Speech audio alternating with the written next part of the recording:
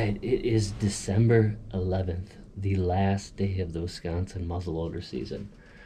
I can't believe it's already here. It seems like it's been a long season.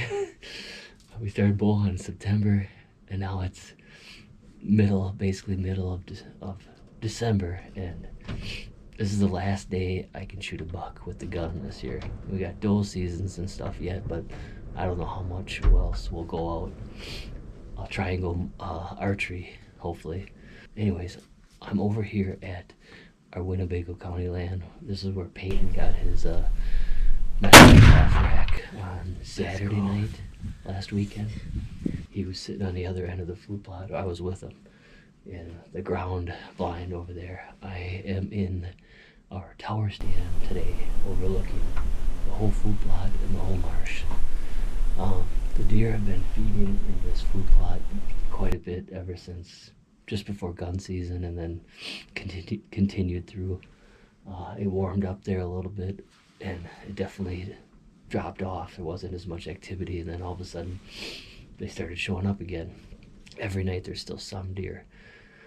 So I wasn't planning on going, I guess, but the weather is drastically changing. It's supposed to be below zero tonight, and it was 30s or whatever yesterday, upper 30s or upper 20s this morning, I think it was, and it's just drastically dropping all day. There was like a mini blizzard on the way here, just like patches of snow throughout the day today. It's flurrying right now. Extremely windy, but the temperature just keeps dropping and dropping. Like I said, it's going to be below zero tonight, so tomorrow morning is going to be brutal. But that being said, last night we had multiple bucks in this food plot. As early as about 3:15, I think there was a small 8-pointer right below me here. I'll walk by the camera, and then this big 10-pointer, which unfortunately lost half his rack. I think we've seen him before. I think he was in here with the buck that Tim got during gun season. We haven't seen him for a while, and now he showed back up. He was feeding all night then too, but he walked by both of our cameras 3:30, 4 o'clock, and just a massive 10-point, but literally half of it's gone. So that's good. He's kind of protected, I think, the rest of the year then. So I don't know how many more people are hunting in this area, but I'm guessing most hunters won't shoot him because he's going to be a dandy next year. So I got over here. I got a couple hours to sit here yet. Hopefully some stuff shows up. I kind of want to just see that buck. I don't know if I'll be lucky enough to have a buck come in that we want to shoot. Like I said, there's some smaller bucks walking around here too, but I'm thinking with this weather change, they got to be up on their feet feeding before it gets like really cold here tonight. But I could be wrong. Every time I think I got them figured out, they always do the opposite. Either way, it's the last night of muzzleloader season for the year. I don't think I'm gonna shoot a doe. We have the boys shot 2 does here with the youth hunt. Parker shot that nub buck up north, and then Peyton just got that buck on Saturday. So I'm just looking for a big rack, I guess. It'd be very tempting if I see that half rack, but I'm not gonna shoot him. I just want to see him. And yeah, I'm gonna keep an eye out on the neighbors to see what's going on over there, and I can see down these lanes here we got mowed out and are knocked down out in the cattails where they like to walk down. They're always crossing the river right here in front of my camera, coming off these 2 lanes, and then they feed out. They come out of the neighbors over there. They come along the creek, and then they come into the food plot. The food plot's like a big triangle. It narrows down over there. So fingers crossed, maybe I'll be lucky tonight. I don't know. I've sat a lot of hunting this year. I've sat a lot of times, and most of the time without a weapon, just sitting with the boys. But I gotta take advantage when I get my chance here behind the trigger. Well, we'll see what happens. Yeah, I'm gonna sit in this tower stand today because I don't want to sit in a tree stand out there. Not when we have these nice, beautiful tower stands that block the wind, block my scent. It's not the best wind today, but it is howling. So I'm gonna sit here and relax. I don't think I'll put the heater on. I think I can make it 2 hours here, so see what happens.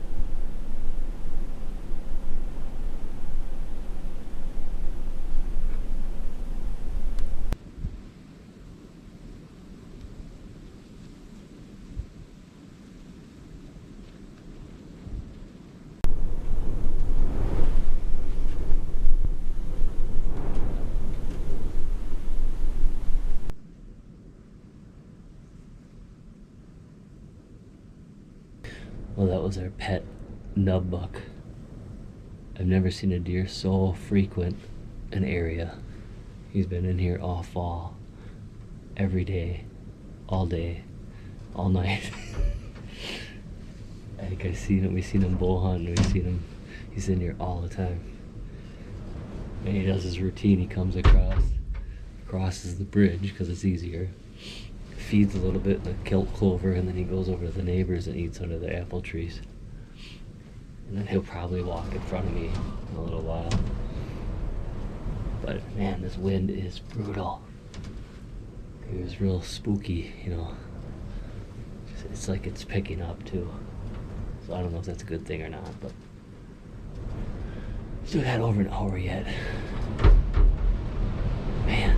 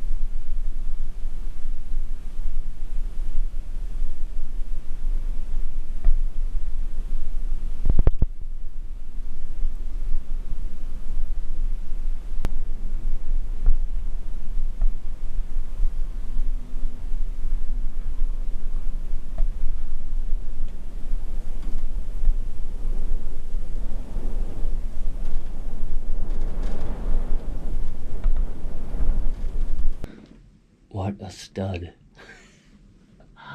He's lucky he lost half his rack. Holy man. That was cool. I could see him way out on that trail. I could see it was him, so then I just grabbed the camera and I wasn't too worried about it. He was with that smaller, I don't know if it's a 6-pointer or 8-pointer. I see him around a lot too. But they probably saw me or smelled me maybe because the wind is blowing right down that way. But, so they knew something was up. They stood there for a long time feeding and stuff, and then eventually turned around and walked back out in the marsh. But man, big, he had 5 on that side. That was a big 10 points. What a stud. He's gonna be big next year, really big. It was cool to see him. That was my main goal tonight, is kind of to get eyes on him. It was cool. He was gonna come right in. I mean, if I was gonna shoot him, I would have had the gun up instead of the camera and shot him in the trail right there. Man, he is a lucky deer. Then our pet nub buck is laying over there about, I don't know, 75 yards away. Just laying there in a little patch of grass, making himself at home.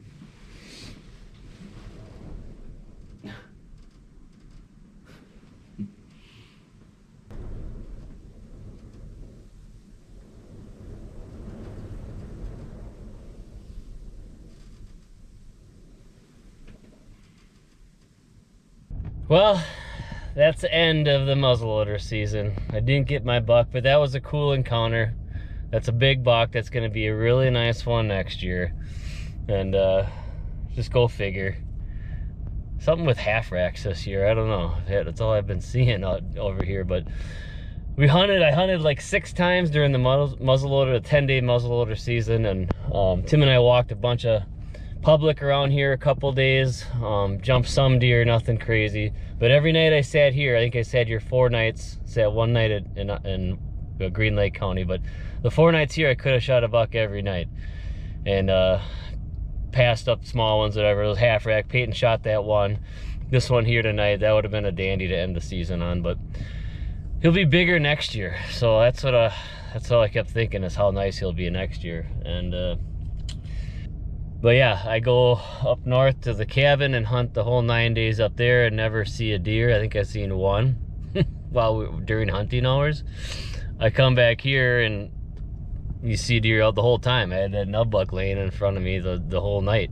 And I've only sat a couple hours each night and there's deer all over. It's just crazy with private land, well-managed land, I guess. Good areas. Definitely the areas make the difference, but sure is nice. Sure is nice seeing deer. But on to late doe seasons if we do that. I don't know, but late archery, maybe some big ones will show up here in the food plot and I'll come out and shoot them with the bow yet. I still got a month and a half of deer hunting yet. See you on the next one. Thanks for watching.